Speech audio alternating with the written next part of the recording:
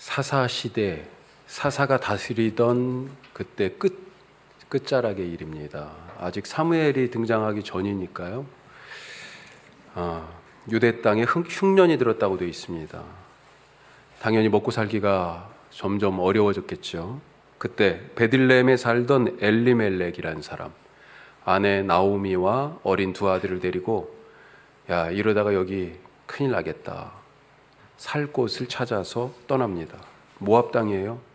그렇게 이민을 떠났습니다. 하지만 대부분의 타향살이가 그렇지만 참 녹록지 않지요. 예상하지 못했던 일들이 많이 있습니다. 원주가 원래부터 고향이신 분들 우리 교회 있죠. 근데 몇 분 안 돼요. 거의 다 지금 다른 데서 오셨어요. 타향살이 사람들은 대부분이 다 그렇게 타향살이를 결국은 하게 돼 있나 봐요. 예측불허의 이 타향살이, 나오미의 삶이 어땠습니까? 갑작스럽게 남편이 죽었습니다. 울타리 같았는데 울타리가 무너진 거죠. 두 아들 어려서부터 왔죠. 여기에서 계속 모압 땅에서 자랐습니다. 자연스럽게 모압 여인들을 아내로 맞아서 가정을 꾸렸습니다. 그런데 이 아들들도 죽었어요. 이렇게 이민 10년 만에 나오미는 혼자가 되었고 곁에는 모압 며느리들 둘만 남았습니다. 앞으로 먹고 살 것 또다시 막막해지는 거예요. 그러던 중에 고향 소식이 들립니다. 기근이 들어서 고향을 떠났었는데 들려오는 소식은 여호와께서 은혜를 베푸셔서 이제 거기가 먹을 것이 풍성하게 되고 농사가 잘 된다는 얘기예요. 그래, 돌아가자 결심합니다. 그리고 그 길을 막 나서고 있어요. 유대 땅 베들레헴으로 떠나는 시어머니 나오미를 따라서 며느리 둘도 같이 함께 가고 있습니다. 그러자 나오미는요, 따라오는 며느리들에게 아니다. 너희들은 여기 살아라. 여기 살면서 새 출발, 새 가정 꾸리고 살라고 그렇게 강권합니다. 모두가 다 아니에요. 어머니 따라가겠어요. 그랬죠. 그러지만 계속 강권하고 여기 남으라고 그러니까 첫째 며느리 오르바는 남았어요. 그 말씀에 순종해서. 그런데 둘째 며느리 룻은요, 고집을 피우죠. 아니에요. 나는 어머니 따라갈 거예요. 시어머니와 같이 함께 가기로 결국은 결정하죠. 자, 오늘 말씀은 이렇게 룻이 나오미를 따라서 결국은 모압 땅을 떠나서 베들레헴에 도착하는 그런 장면을 배경으로 하고 있어요. 조금 더 이 말씀 속으로 들어가 보면 오늘 첫 번째 말씀, 남을 행복하게 하는 사람이 되자. 남을 행복하게. 사람이 모두가 다 본능적으로 행복을 추구하죠. 그래서 행복하기 위해서 누구는 언제 행복하다고 그래요? 먹을 때 행복하다고. 전 처음에 먹방이 나왔을 때 야, 이게 무슨 콘텐츠야 이게. 이거 세상이 좀 이상하게 가는 거 아니야? 지금도 사실 그런 생각 많이 들어요. 예. 그런데 먹는 데서 행복하다는 거예요. 죄송한데 저는 별로 거기서 행복을 찾지 못해요. 당연히 먹어야 살지만 근데 예, 유독 먹고 나서 너무 행복해 이런 경우가 있지요. 국적이나 인종, 종교나 나이 그리고 시대를 가리지 않고 행복하기 위해서 살아갑니다. 행복에 대한 다양한 기준이 있죠. 건강에 행복하니까 운동합니다. 삶이 안정돼서 먹고 사는데 문제가 없어야 행복하니까 일을 하고요. 배우고 공부하는 데서 행복을 찾기도 합니다. 오늘 일부 예배 시간에 우리 학생들은 공부하면서 행복했으면 좋겠어요. 그랬더니 막 그러더라고요. 그렇죠. 학생들은 공부하는 게 일이고 대부분의 시간을 공부하는 데 보내고 있는데 공부하면서 행복하지 않으면 얼마나 불행해요. 그 시간이. 우리가 직장생활 대부분 하고 계시지만 직장생활 할 때 행복하실 수 있기를 바랍니다.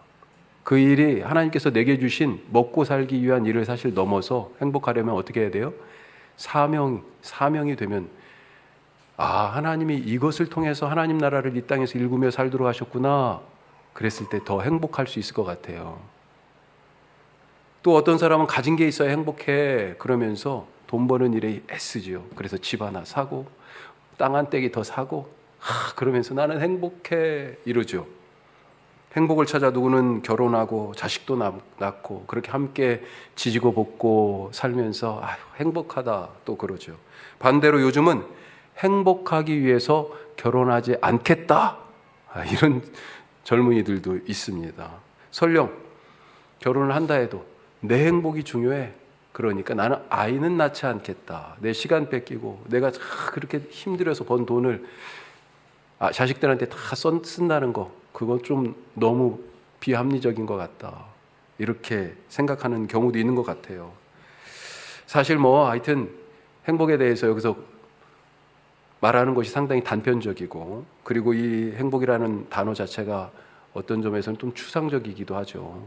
쉽게 얘기하면 그런데 결국은 잘 사는 것 아니겠어요? 잘 사는 것. 나오미도 잘 살고 싶었습니다. 그래서 행복하게 그렇게 살고 싶어서 모압 땅으로 이사했고요. 지금도 행복을 찾아서 고향으로 돌아오려고 합니다.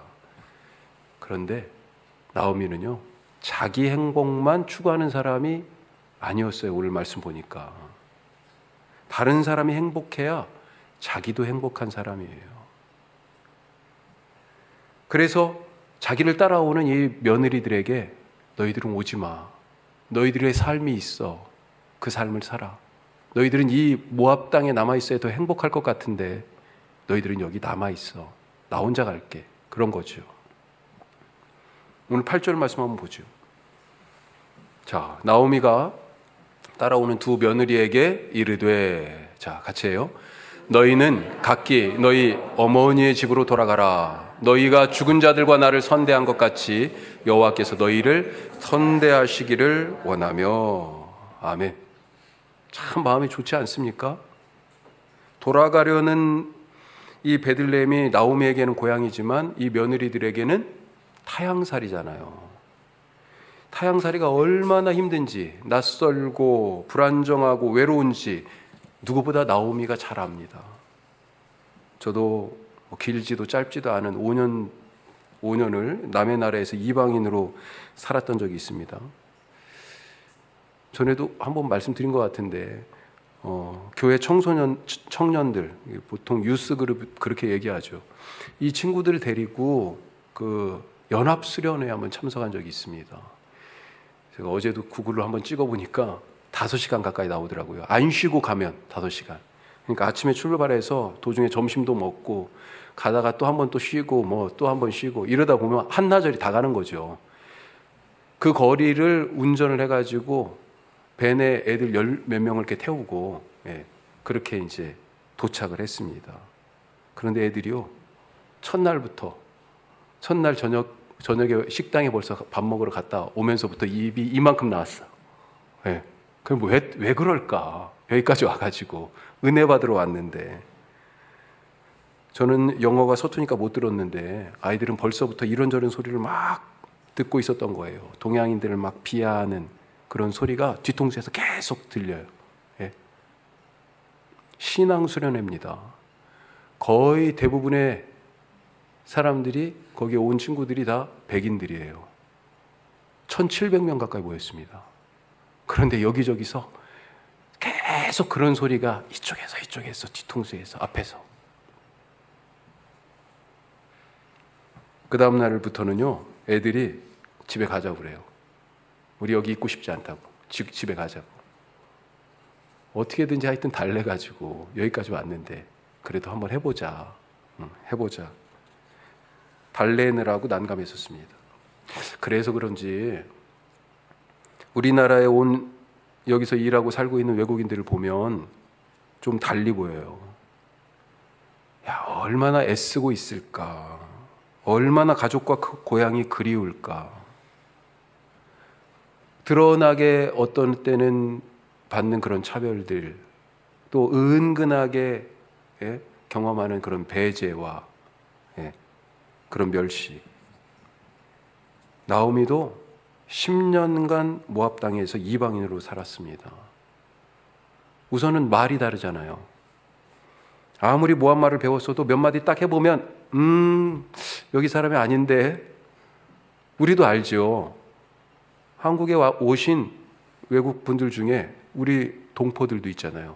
특히 우리가 조선족이라고 부르는 중국 동포들, 이분들은 원래 말 자체가 한국말이잖아요. 그런데 우리가 알죠? 말 딱 나눠보면 억양이 달라요. 액센트가 있어요.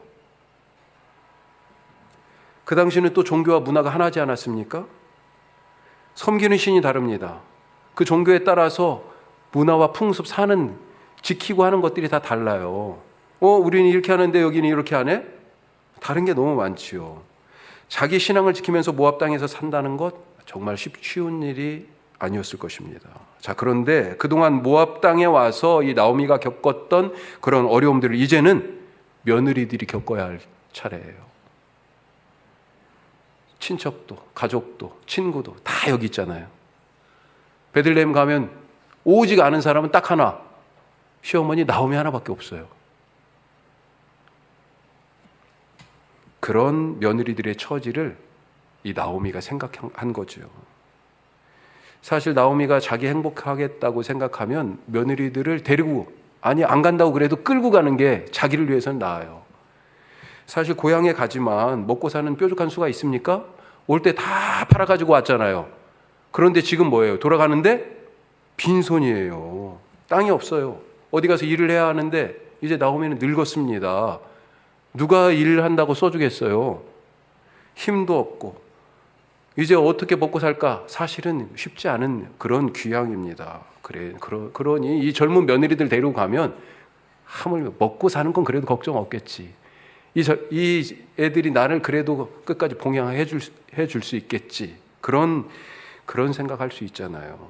하지만 나오미는 자기를 위해서라면 데리고 가야 되겠지만 며느리들을 생각해서 여기 남아 있으라고 그럽니다. 뭐라고 그래요? 오늘 말씀 보니까 너희가 죽은 자들과 나를 선대한 것 같이 여호와께서 너희를 그렇게 너희에게 친절하게 은혜 베풀어 주시기를 원한다. 축복하면서 너희는 여기 모압 땅에 살아 얘기하는 거죠.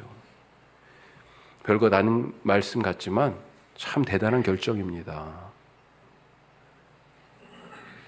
자식들이 행복하기를 원하면 부모가 자식을 놓아줘야 되죠. 내 곁에 있어야, 내가 도와줘야만 행복할 거라 그렇게 생각하지 마시기 바랍니다. 요즘 부모의 도움 없이는 아무것도 못하는 그런 애들이, 그런 청소년들이, 우리 선생님들은 특별히 학교에서 그런 경우들 많이 보신다고 그러잖아요.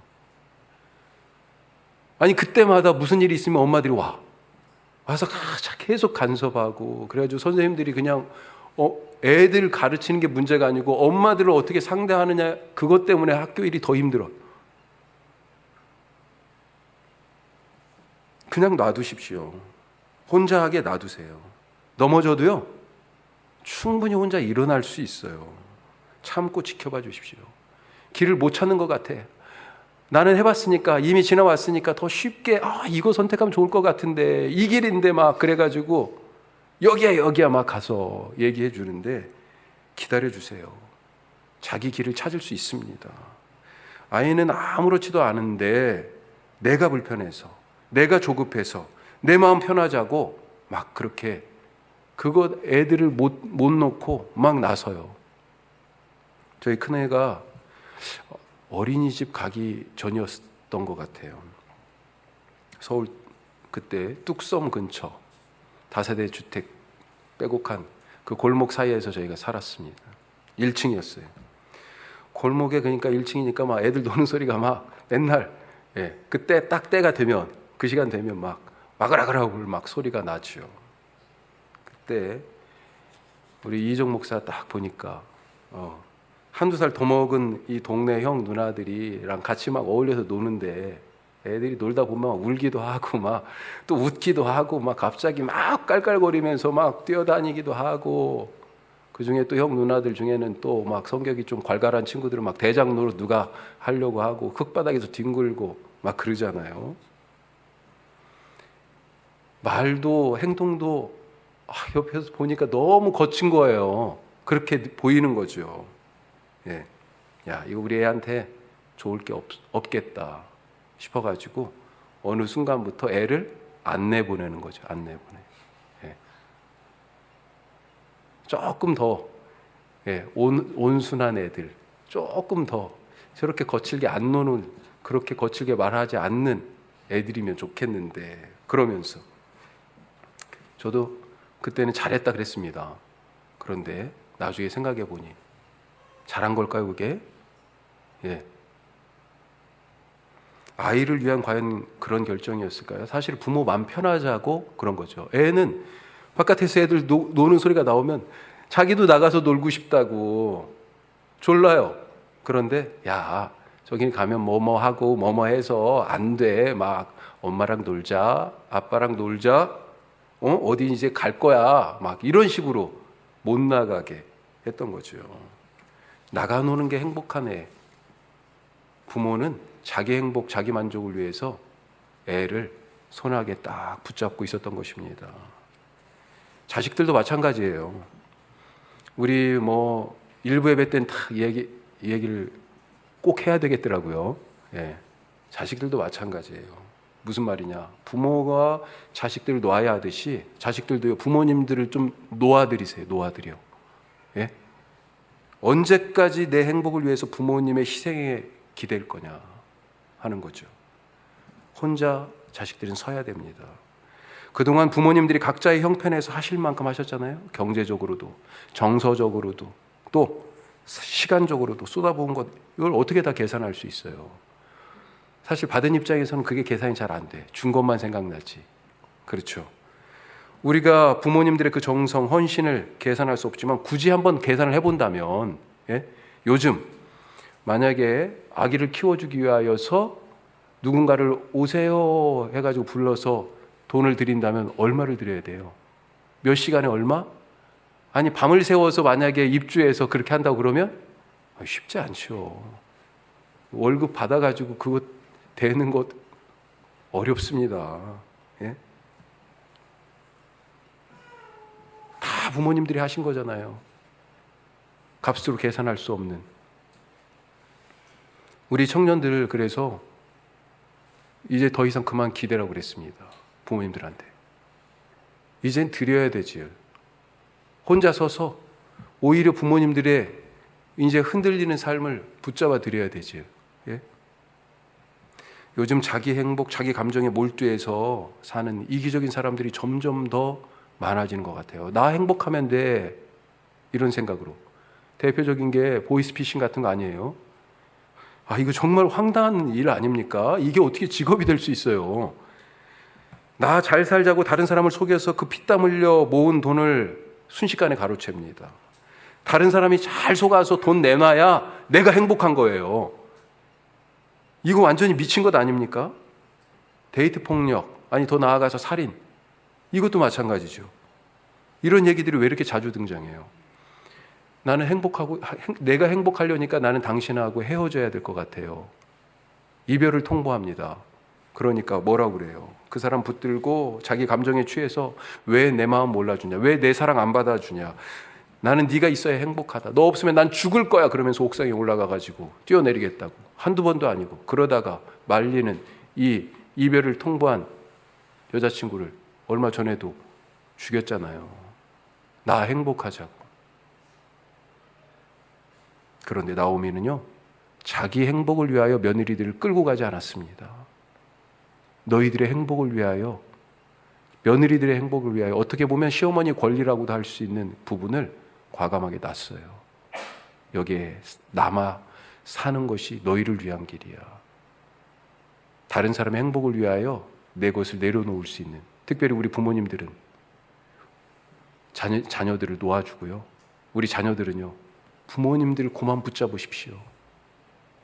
자, 두 번째 말씀. 아버지 집에서 살자. 어디서 살아요? 아버지 집에서 살아야 행복한데. 나오미가 왜 모압 땅에서 살게 됐습니까? 고향 베들레헴에 기근이 나서 여기 살면 안 되겠구나. 성경에는 이런 비슷한 일들이 이전에도 있었어요. 아브라함 이야기가 나올 때 바로 이 기근에 대한 얘기가 나옵니다. 창세기 12장에서 아브라함이 이제 등장하는데, 하나님이 지시할 땅, 보여줄 땅, 내가 너 살 땅, 약속한 땅이 있어. 그러면서 아브라함을 인도하시죠. 그 수백 수천 킬로를 걸어가지고 결국은 왔습니다. 가나안 땅에 딱 왔는데 하나님이 여기야 그러신 거죠. 아브라함이 거기서 제단을 쌓고 여호와께 예배를 드리고 하나님의 이름을 불렀습니다. 자, 약속의 땅이에요. 하나님이 지시하고 보여준 땅입니다. 하나님이 정하신 땅이에요. 아, 여기에서 이제 축복만 있겠구나 이렇게 생각하고 있었는데 바로 그 말씀 뒤에 그 땅에 기근이 들었더니 이렇게 나옵니다. 아니, 약속의 땅, 축복의 땅에 갔는데 기근이 들어요? 이게 무슨 말씀이에요, 이게? 그래서 아브라함이요, 가족들을 이끌고 이집트로 갑니다. 그 대목에서 뭐라고 써 있냐면 아브라함이 거류하려고, 거기서 살려고, 잠깐 피해서 간 게 아니고 거기서 살려고 갔다 이렇게 돼 있어요. 기근이 들었다고. 기근을 핑계로 행복을 찾아 떠난 것입니다. 하나님의 집이 여기다, 네가 살 집이 여기다 그랬는데요, 그냥 나가버린 거죠. 하지만 금세 위기를 만납니다. 아름다운 아내 사라가 문제잖아요. 야, 애굽이 가까워 오니까 정신이 번쩍 들어요. 이거 사라 때문에 내가 이거 죽겠는데? 나를 죽이고 사라를 데려가는 거 아니야? 그래가지고 입단속 시키죠. 잠깐 기다려봐. 여보, 이제 우리는 남편과 아내가 아니야. 뭐예요? 이제 여보라고 부르지 말고 뭐라고 불러요? 오빠라고 불러. 그런 거예요. 오빠라고 부르라고. 우린 남매지간이야. 이런 비겁한 사람이 어디 있어요? 아버지 집을 떠나니까 살려고 이런 짓을 하게 됩니다. 야곱 때도요, 가나안에 기근이 들었잖아요. 먹을 것이 없어가지고 식량을 구하려고 야곱이 아들들 몇을 보냅니다. 이집트로. 이 아들들이 거기서 자기들이 팔아버린 동생 요셉을, 총리가 된 요셉을 만났잖아요. 하여튼 그런 과정들을 통해 가지고 결국은 야곱이 통째로 70명의 식소들을 이끌고 이집트에 옵니다. 어디를 떠났어요? 어디에 있어야 돼요? 하나님이 어디 살라고 그랬어요? 약속하신 가나안 땅에 살라고 그랬어요. 그런데 이집트로 통째로 다 내려갔어요. 처음에는 대접받았죠. 야, 총리 요셉의 식구들이야, 아버지야, 바로를 만났었어요. 바로가 어서 오시라고 막 잘 오셨다고 막 환영도 해줬잖아요. 예. 그런데 요셉이 죽고 요셉의 이름을 잃어버리는, 이제 기억하지 못하는 사람들이 나라를 다스리게 되니까 어떻게 됐어요? 거의 400년 가까이 노예 생활로, 결국은 종살이로 전락하고 말지 않았습니까? 나오미도 이 성경의 이야기들을 알고 있었을 거예요. 약속의 땅을 떠난 사람들이 어떤 운명으로 살게 되었는지 기억하고 있었을 것 같습니다. 베들레헴에 다시 나오미가 돌아오자 사람들이 환영하죠. 오늘 말씀은 이가 나오미가 아니냐 이렇게 돼 있어요. 나오미가 왔어! 막 동네 소문이 쫙 났어요. 그런데 나오미가 뭐라고 그래요?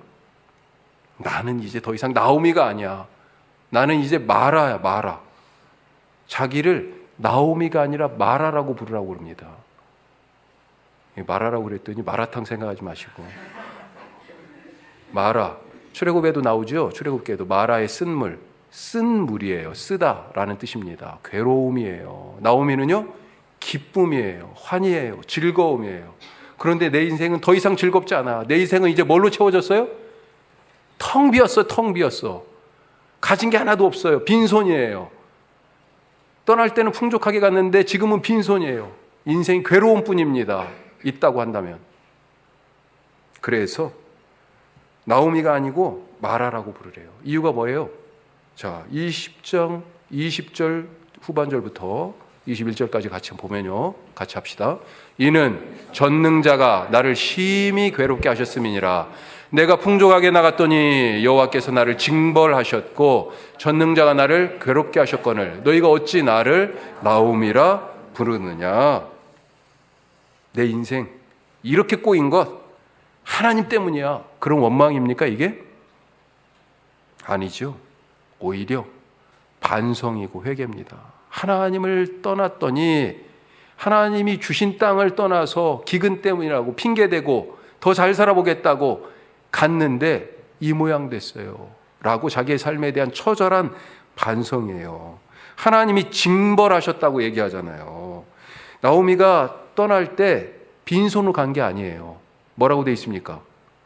내가 풍족하게 나갔더니 21절 시작할 때 풍족하게 나갔어요. 무슨 말이에요? 이만큼은 우선 갖고 이만큼은 지키고 여기에 더해가지고 더 행복하게 살아야지.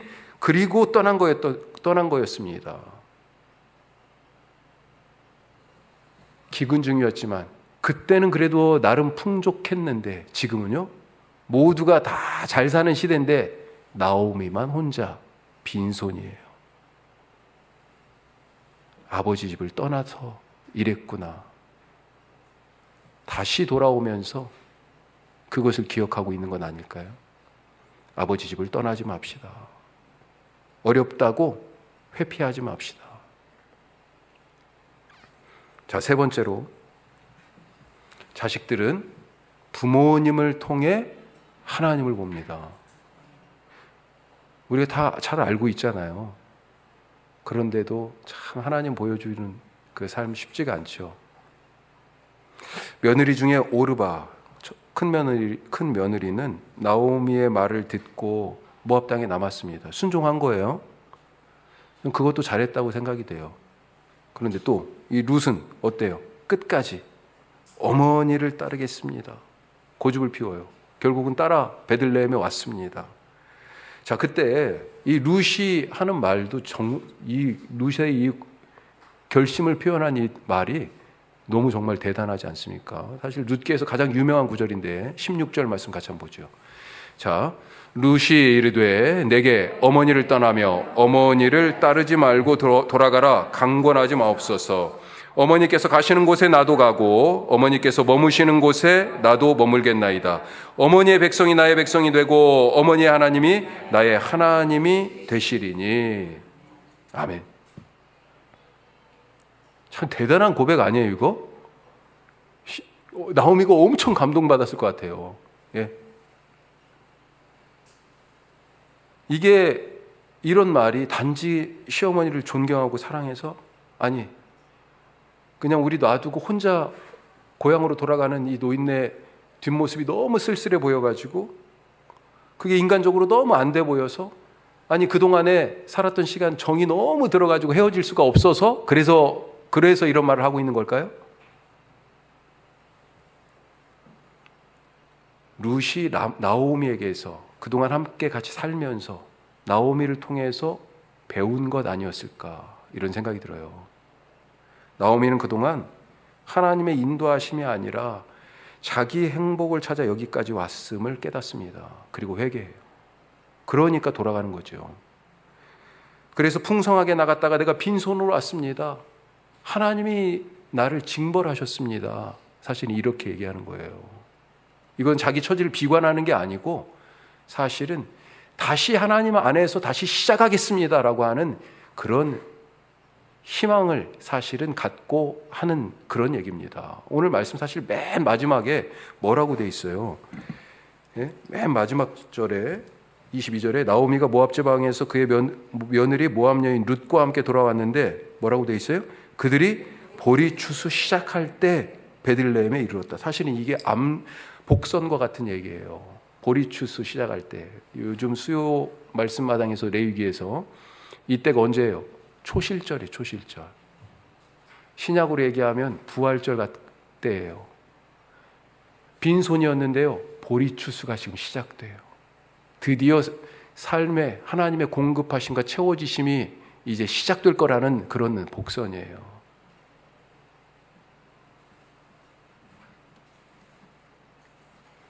룻은요, 나오미가 어떻게 살아가고 있고 어떤 신앙을 갖고 있고 어떤 결정을 하는지 그런 것들을 다 보면서 그의 말과 삶을 통하여서 하나씩 하나님에 대해서 지금 배우고 있었던 것입니다. 저는 룻이 그래서 나오미의 고백을 자기 버전으로 이 16절 말씀 같은 경우 룻이 자기 버전으로 나오미의 말을 다시 하고 있다 그렇게 읽혀져요. 뭐예요? 이게 다 나오미가 전에 했던 얘기라는 겁니다. 전에는 내 행복을 찾아서 내 길을 내면서 그렇게 살아왔지만 이제는 하나님께서 가시는 곳에 나도 가고 하나님께서 머무시는 곳에 나도 머물겠습니다. 나는 하나님의 백성입니다. 내가 고향 땅 떠나온 것 그거 실수였습니다. 하나님은 나의 영원하신 아버지이십니다. 이런 나오미의 고백을 룻이 듣고 배우면서 이제 똑같이 그걸 자기 버전으로 어머니 가시는 곳에 나도 가고 어머니가 멈추면 나도 거기 머물러 살고요. 어머니의 백성이 내 백성이 되고 어머니의 하나님이 내 하나님이 되고요. 심지어는요 17절에 뭐라고 돼 있어요? 어머니 묻히는 곳에 나도 거기 그렇게 죽겠습니다. 이렇게까지 얘기하잖아요. 우리는 부모님을 통해 무엇을 배웠습니까? 우리 부모님들은 자식들에게 무엇을 남겨줄 수 있어요? 우리가 부모님들을 통하여 사실 배우는 거 가만히 부모님들 생각해 보면 부모님들이 완벽하지 않잖아요. 예. 어려서는 아빠가 제일 힘세고 엄마가 그냥 세상에서 제일 요리를 맛있게 하는 줄 아는데 늘 보면서 저희 아들들 니들이 효자다. 어제 저녁에도 와가지고 엄마가 뭘 해준 걸 거기서 맛있다고 막 그러는데요. 와 진짜 애들이 철이 들은 건가 이런 생각이 들고 하여튼 엄마가 해주는 게 제일 맛있는 줄 알잖아요. 그렇죠? 예, 아빠가 최고고 엄마가 최고고. 그런데 금세 들통나죠. 우리 아빠도 우리 엄마도 넘어지고 실수하고 약하구나. 못하는 게 있구나. 점점 더 그런 것들이 많은 것을 커가면서 더 많이 알아가죠. 룻도 나오미의 실수와 연약함, 남편과 자식들을 다 잃고 그런 슬픔과 그 외로움 다 보았습니다. 하지만 그 속에서도 나오미가 어떤 모습으로 살아가고 있는지 그 연약함과 실수와 그 기쁨과 슬픔 사이 속에서 때로는 무너질 것 같기도 하고 때로는 넘어질 것 같기도 하지만 다시 우뚝 서서 하나님을 향하고 하나님을 바라보고 하나님께 기도하고 하나님을 의지하는 그 모습을 보면서 룻도 배웠던 거죠. 부모가 완벽할 수 없어요. 하지만 완벽하지 않은 그 중에서도 하나님을 보여줄 수는 있습니다. 우리가 그런 믿음과 신앙으로 살아가고요. 우리 자녀들은 그런 마음으로 부모를 공경하고 더 깊이 사랑하여 우리 모든 가족들이 화목할 수 있기를, 더 행복할 수 있기를 주님의 이름으로 축복합니다. 기도하겠습니다.